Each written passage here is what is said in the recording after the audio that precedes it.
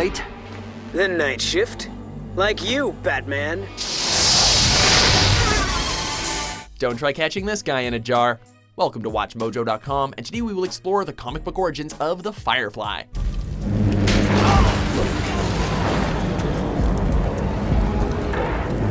Who are you? As with most comic book characters, there are often reimaginings and different versions to a character's past.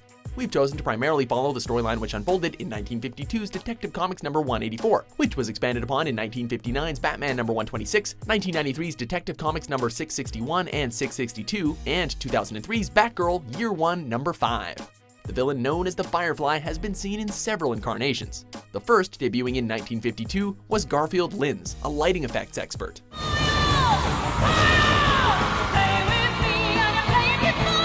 Lynns used his brilliant lighting techniques to create the illusion of fire at a theatrical event. Lynns! What are you doing? Are you crazy? In the ensuing panic, he robbed the patrons and escaped, with Batman and Robin in hot pursuit.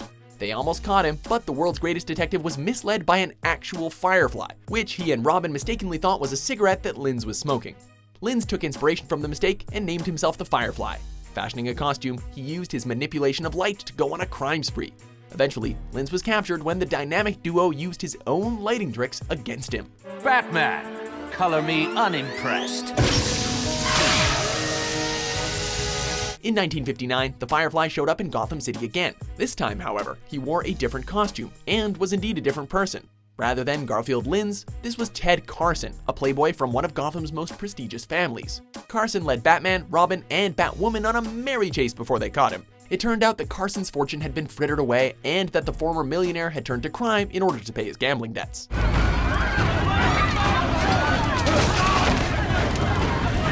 When the Firefly was reintroduced in 1993, he was a much darker character. Again, he was Garfield Lynns, this time a pyrotechnics expert who used to be the biggest special effects wizard in Hollywood.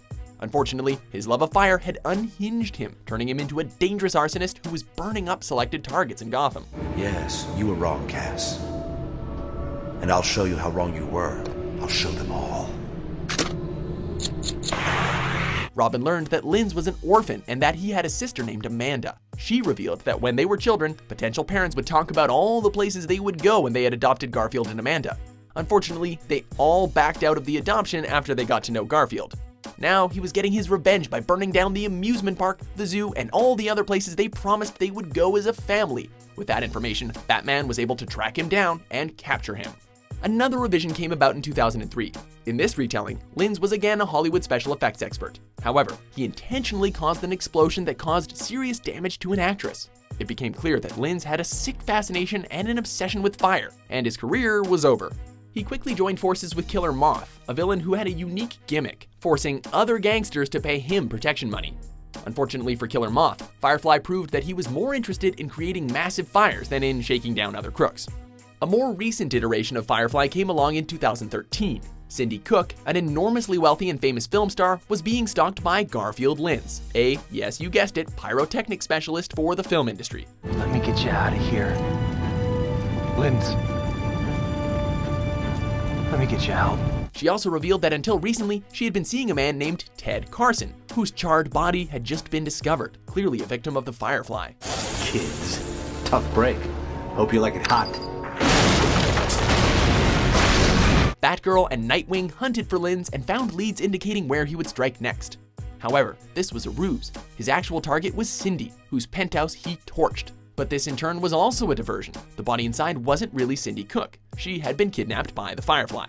It turned out that this Firefly was actually Ted Carson and not Lynns. He had faked his death, killing Lynns instead, and then had switched the bodies.